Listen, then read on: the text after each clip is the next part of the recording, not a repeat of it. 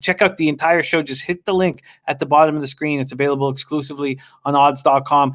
Let's go. St. Joseph's Hawks, 0-3, 0-1 on the road at number 7th ranked Villanova Wildcats, 6-1, 1-0 at home. Finneran Pavilion, Villanova, Pennsylvania. Let's see what FanDuel is hanging here for this. And they have Villanova as 21.5-point favorites at minus 118. And Circa has Villanova as 22-point favorites at minus 110. So that half point costing 8 cents over at FanDuel. Let's go. St. Joseph opened their season with a tight 96-91 overtime loss to Auburn, then a 94-72 loss to Kansas in back-to-back days at the Fort Myers tip-off that went in late November. They then had to suspend all basketball activities for 14 days after positive COVID tests, multiples. After the 14-day suspension, they had 2 days of practice before their 81-77 loss at Drexel. They can't get stops when they need to. They're allowing 90.3 points per game. They're hitting just 40% from the field. They're putting up a lot of points for that because of the pace that they play. They're led by senior guard 6'5" Ryan Daly, who averages 20.7 points, 6.3 rebounds, and combo guard forward 6'8" Taylor Funk, who averages 16.3 points and 7 rebounds. At 6'5" and 6'8", they're able to get mismatches on the floor quite often, which leads to the reason why they speed the pace up so much. Villanova's won 4 straight since losing to Virginia Tech 81-73 in overtime at the end of November. They most recently defeated Butler easily 85-66 on Wednesday night. They shot 50% from the field, only committed 6 turnovers. It was very nice basketball. They play strong defense. They allowed just 66.9 points per game while scoring 78.3. They hit 47% of their field goals. They're led by senior guard Colin Gillespie, who averages 15.6 points per game, 4.6 assists, and 6'9" sophomore Jeremiah Robinson Earl, who averages 15.4 points, 7.7 rebounds. We have a big favorite here, John, in Villanova, 21.5 or 22. Take it away, 9 p.m. Eastern. Oh, no. Okay. All right, let's get John back up here. Yeah, John, this is weird with this internet tonight. No worries. When did I lose you? Oh, about 1 minute ago. I just went backstage and came back on. All right. Well, that doesn't sound too bad. Okay, if you were only gone for a minute. Basically, I finished off with just talking about how good Villanova looked in that easy win over Butler. 50% from the field, commit 6 turnovers. This is a team that's clearly gelling. And 66.9 points per game they allow. They're hitting 47% from the field. A dangerous team, but a team that's either 21.5 or 22-point favorites. John, take it away. St. Joseph Hawks, Villanova Wildcats. Now, I have a question for you. I heard you say that they're favored by 22. What do they have them at the total?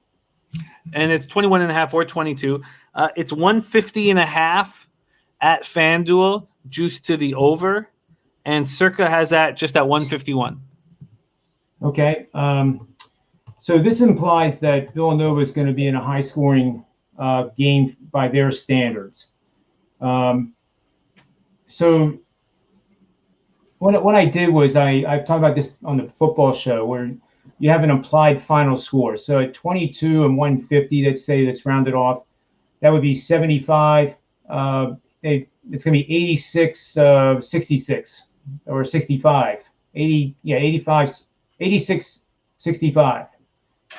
So when Villanova scores more than 81 points, they are outstanding. It's 28-4 against the spread the last 3 seasons alone. And St. Joe's, you may have said when I was off stage here that they play at a high pace of play themselves, which is basically feeding right into the teeth of this Villanova Wildcat team, which is playing better and better. And I'm not concerned about any of the layoffs with the COVID.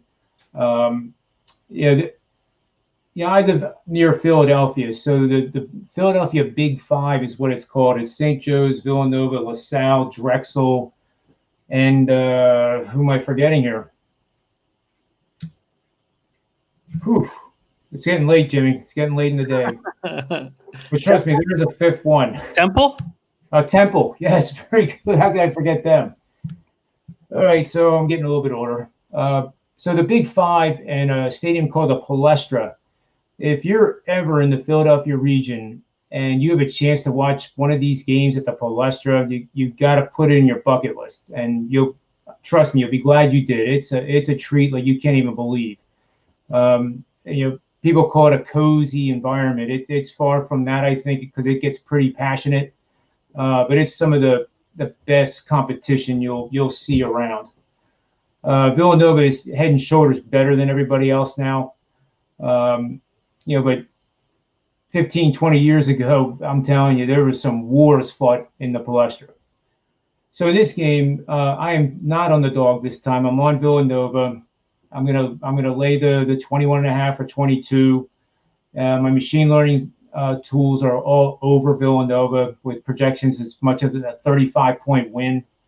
And I think you're getting it. I hate saying this because it's 21.5, Jimmy, but at the beginning of the season in past years is when Jay Wright would struggle. And there was actually even times where, it came up in the media like, oh, boy, is he looking for a job in the pros? What's wrong? And it's so ridiculous that they even go that direction.